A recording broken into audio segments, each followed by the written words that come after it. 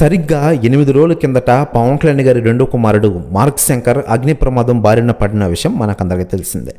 తాను చదువుతున్న స్కూల్లో మంటలు వ్యాపించడంతో మార్క్ శంకర్ చేతులు, కాళ్ళు స్వల్పంగా గాయాలైన పరిస్థితి నెలకొంది.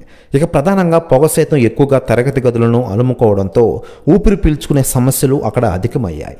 ఈ నేపథ్యంలో ప్రత్యేక ఆసుపత్రిలో మార్క్ శంకర్కు 3 రోజుల చికిత్స అందించారు.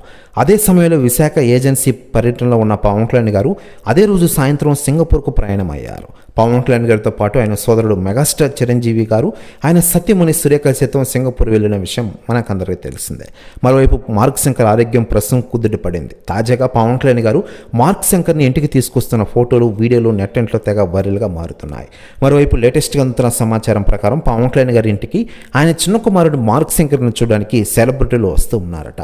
లేటెస్ట్గా అందుతున్న సమాచారం ప్రకారం పవన్ కళ్యాణ్ గారి ఇంటికి స్టైలిష్ స్టార్ అల్లు అర్జున్, అలాగే నిర్మాత అల్లు అరవింద్ గారు వచ్చారట.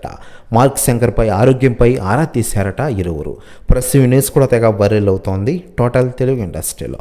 మరోవైపు పవన్ కళ్యాణ్ గారి విషయానికి వస్తే ప్రస్తుతం ఆంధ్రప్రదేశ్ రాష్ట్ర డిప్యూటీ సీఎంగా రాణిస్తున్న విషయం మనకందరికీ తెలిసిందే.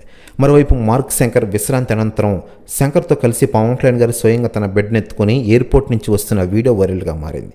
ఆయన నేరుగా హైదరాబాద్, అక్కడి నుంచి ఆంధ్రకు వస్తారని సమాచారం అందుతున్న విషయం మనకందరికీ తెలిసిందే.